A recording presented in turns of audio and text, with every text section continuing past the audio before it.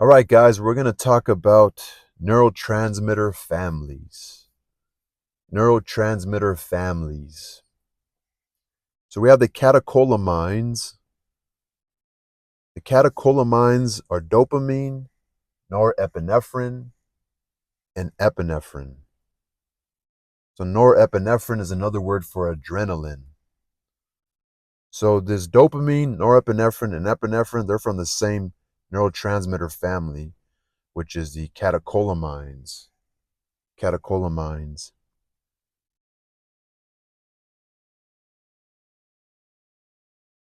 And then there's another neurotransmitter family called the indolamines, which consists of serotonin and melatonin. There are the cholinergic family, the acetylcholine. It's the only one we're kind of going to focus on, acetylcholine, also known as ACH, an abbreviation. So far we have the catecholamines, which are dopamine, norepinephrine, and epinephrine. We have the indolamines, which is serotonin and melatonin. Yes, and then we have the cholinergic neurotransmitter family, which is the acetylcholine. Is the cholinergic, and then and glutamate slash GABA, GABA. That's all caps. So glutamate and GABA. So catecholamines, indolamines, cholinergic. We have something, and then GABA. Oh, glutamate and GABA. And then we have the ATP, which consists of adenosine, which is caffeine. And we have some other neurotransmitter families, endorphins, enkephalins, and substance P. Substance P, actually, the P stands for pain. So, substance pain. And a little note right here, if nobody knew this, because I didn't know this. So, one of the illegal drugs, or one of the only illegal drugs that doesn't mess with the body's dopamine, is actually LSD. So, let's go over this. So, neurotransmitter families that we're going to focus on. I'm sure there's more. The catecholamines, which are the dopamine, norepinephrine, and epinephrine. We have the indolamines, which is the serotonin and melatonin. Cholinergic, which is acetylcholine. We have glutamate and GABA. We have some others. And we have the ATP, which the A stands for adenosine, which is caffeine. And there's also a P here, but I have to go look for it. And the other neurotransmitter families, some consist of endorphins, enkephalins, and substance P. Let's not forget the ATP, which consists of adenosine, which has caffeine. So I think the A stands for adenosine, which is in caffeine. So catecholamines, indolamines, cholinergic, which is acetylcholine, indolamines are serotonin and melatonin, catecholamines are dopamine, norepinephrine, and epinephrine. And then we have the glutamate and GABA, we have the ATP, we have some others, which are endorphins, enkephalins, and substance P. And we're going to break these down specifically. So, catecholamines, the neurotransmitters come from the same family, or the same starting material. So, it begins with tyrosine, L-DOPA, dopamine, norepinephrine, epinephrine. It's important to know because if you increase one, you may increase the others. So first comes dopamine. So norepinephrine and epinephrine have to come through dopamine. So it starts with tyrosine, L-DOPA, dopamine, norepinephrine, and epinephrine. Remember, norepinephrine is another word for adrenaline. It's important to know if you increase one, you may increase the others. It's the catecholamine family, but let's talk about dopamine. A few different circuits. So dopamine affects a few different circuits. The higher level functions. So dopamine affects learning and memory and pleasure. So dopamine, learning, retaining what you learned, and pleasure. Also addiction and movement systems. So the movement systems.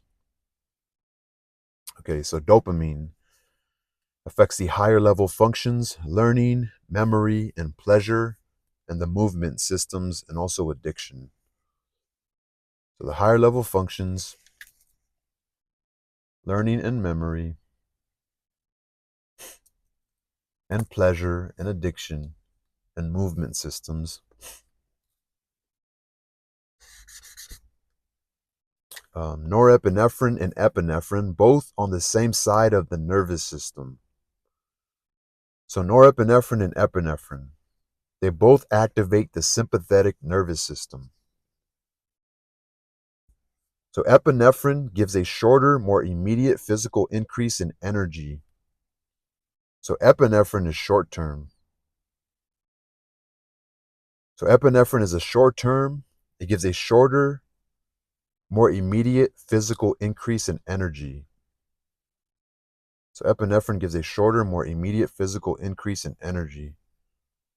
They both activate the sympathetic nervous system, both operate on the same side of the nervous system. But epinephrine is short term. Norepinephrine is long term. Remember, that's adrenaline. So epinephrine has to do with a shorter burst of energy, increase in energy, physical increase in energy. So physical increase in energy. Norepinephrine gives a milder, longer lasting increase, both physical and mental. Both physical and mental. So norepinephrine is shorter, so it's slower and longer lasting.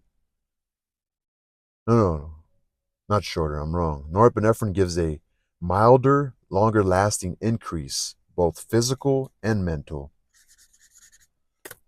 So epinephrine only gives you a quicker, more immediate physical increase in energy. So shorter term, it's quicker, immediate, short term increase in physical energy. Norepinephrine is a more milder, longer lasting increase, both physical and mental. Your attention, your focus, and confidence. Attention, focus, and confidence. All right, so dopamine has to do with addiction, the movement systems, learning, memory, and pleasure.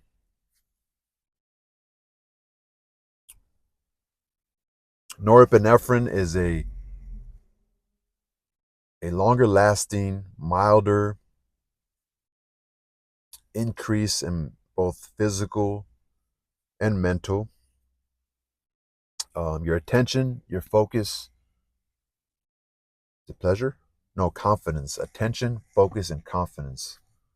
Attention, focus, and confidence. So it's a more milder, longer lasting increase, both physical and mental. Your attention, your focus, and your confidence. Um, Epinephrine is a quicker, more immediate increase in a burst of energy, physical burst of energy. Norepinephrine, both physical and mental. Attention, focus, and confidence. Um,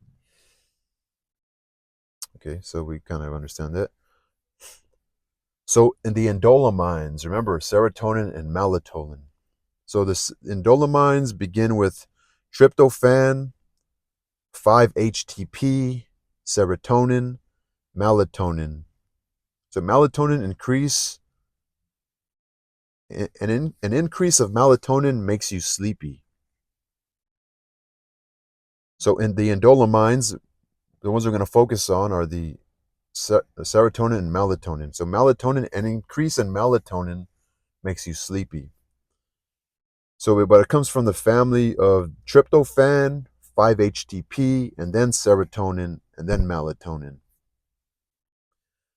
An interesting thing about tryptophan, which is part of the indolamines family, turkey has high levels of tryptophan. So they say turkey makes you sleepy. Well, we're just going to focus here of the indolamines family. We're going to focus on serotonin and melatonin. So serotonin, there's not much of it, but it's everywhere. Serotonin spread throughout the brain. It's not clustered like other neurotransmitters. So the serotonin, there's not much of it, but it's everywhere. It's spread throughout the brain. It's not clustered like other neurotransmitters.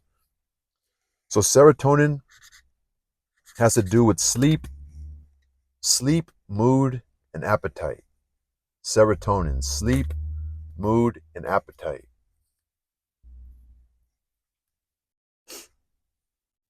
Now melatonin. So some people take like melatonin pills. Well, be careful because the more you take, the more your body will make less of it. The body is like, why do I have to make it if we have it already? If it's being given to me by some pharmacological approach method. Um, so melatonin has to do with sleep. It's a hormone from the pineal gland. So melatonin just has to do with sleep. It's a hormone from the pineal gland. Pineal gland. So melatonin just has to do with sleep. When it comes to serotonin, it has to do with your sleep, mood, and appetite. That's serotonin. Serotonin has to do with sleep, mood, and appetite. There's not a lot of it, but it's everywhere, and it's not clustered like other neurotransmitters. Um, so melatonin only has to do with sleep. If you take too much in a pill form, your body will stop making it. And it's a hormone in the pineal gland. That's melatonin. But about serotonin, it has to do with sleep, mood, and appetite. And it's not everywhere. I mean, it's everywhere, but it's not, you don't have a lot of it, and it's not clustered like other neurotransmitters. Part of the indolamine family. And next is going to be the cholinergic family, which is acetylcholine. All right, so cholinergic neurotransmitter family, they use acetylcholines as their neurotransmitter, aka we will abbreviate it to ACH, which stands for acetylcholine. This is kind of where if you have a deficiency in this sort of thing, it can cause Alzheimer's. So acetylcholine, it's found at the neuromuscular junction. At the neuromuscular junction. So the movement. So the cholinergic family use acetylcholines as their neurotransmitter. So acetylcholine is the primary movement neurotransmitter. Acetylcholine from the cholinergic family. Acetylcholine from the cholinergic family. So catecholamines, catecholamines, trying to remember that. Catecholamines and delamines, and then the cholinergic, which is acetylcholine, which is the primary movement neurotransmitter. It's found at the neuromuscular movement. It's found at the neuromuscular junctions, the movement junctions, possibly involved in learning and memory. It's linked to Alzheimer's disease. So possibly involved in memory and learning, obviously movement, memory and learning, but it's the main movement neurotransmitter. It's located at the neuromuscular junctions. So it's the main movement neurotransmitter. Now we're moving on to another neurotransmitter family, which is glutamate, GABA.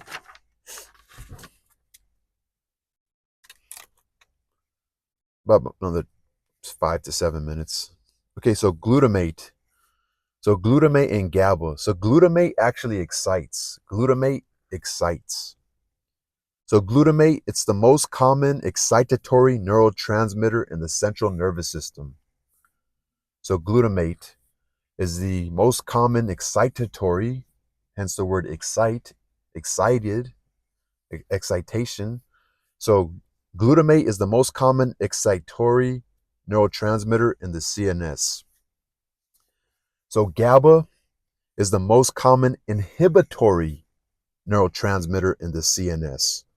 So you have the glutamate to excite you, and you have GABA to inhibit you, to stop any sort of excitement or any reaction to a drug, or any or anyway. Let's just pay attention because we're going to get to something important. So glutamate, these are both from the same neurotransmitter family. Glutamate is the most common excitatory neurotransmitter in the central nervous system. And GABA is the most common inhibitory neurotransmitter in the CNS. Both are linked to many functions, or many functions. So he's my professor has made an elaboration, or he doubled down. Many. They're both related, or both linked to many functions. So that was the glutamate and GABA neurotransmitter family. And now we have the ATP. ATP is the main source of energy. The main source of energy. It's the perception of pain neurotransmitter, or neurotransmitter family. Remember ATP, they all stand for different neurotransmitter. So ATP is our main source of energy, the perception of pain.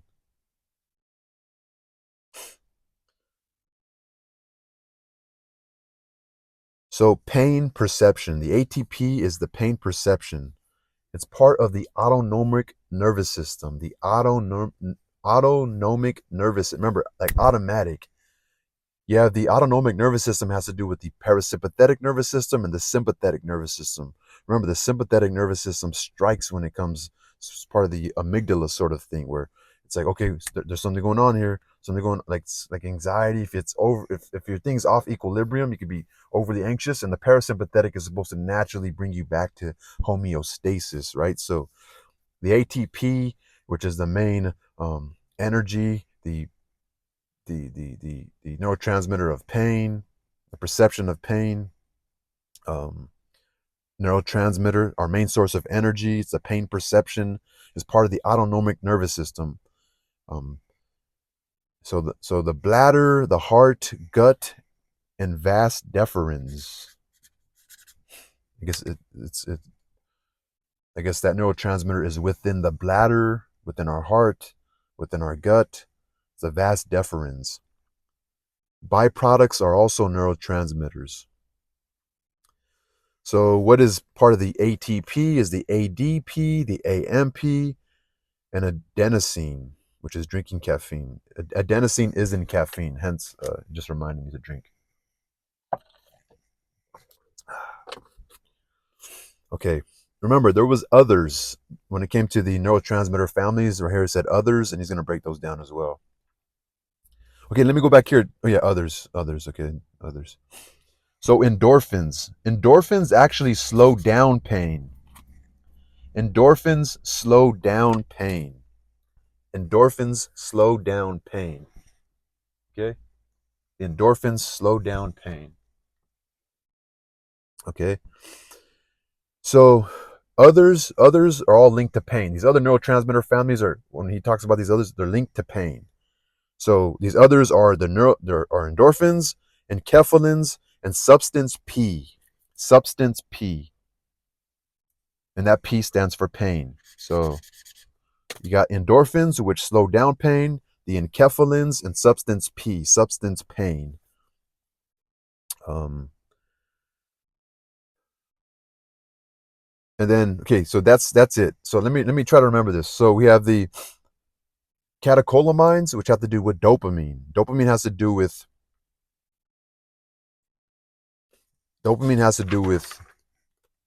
learning and memory and pleasure. We have addiction and the movement systems. Where is it at? Movement systems.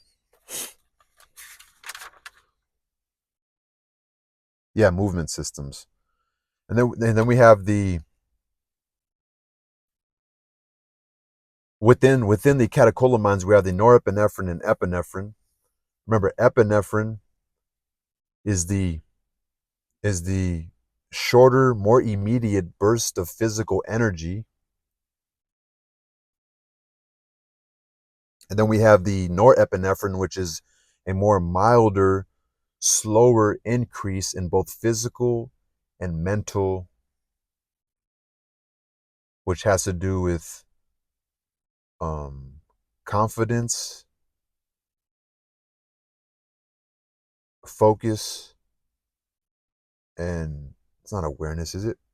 attention, focus, and confidence. That's the difference between those two. One's attention, focus, and confidence. That's norepinephrine. Remember, norepinephrine also means adrenaline. Then we go to the endolamines, which are serotonin and melatonin. Melatonin has to do with sleep.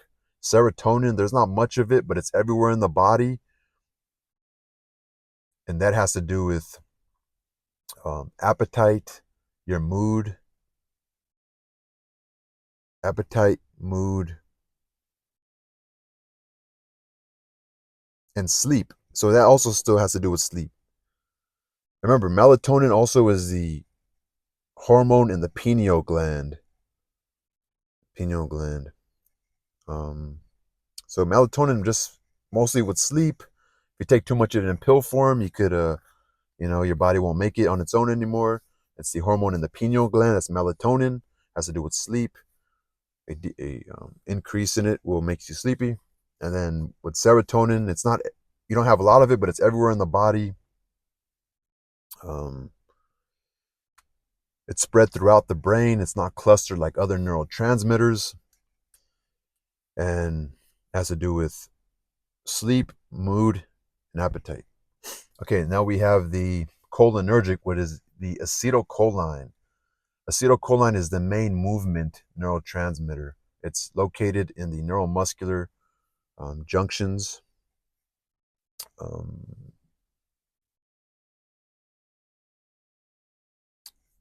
It's possibly involved with learning and memory.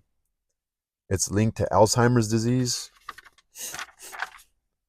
And then we have glutamate and GABA. Remember, glutamate is the most common excitatory neurotransmitter in the CNS. And GABA is the most common inhibitory neurotransmitter in the CNS. Both are linked to many, many functions. And then we have the ATP, which is the main source of energy and perception of pain. That's the ATP, the main source of energy and the perception of pain.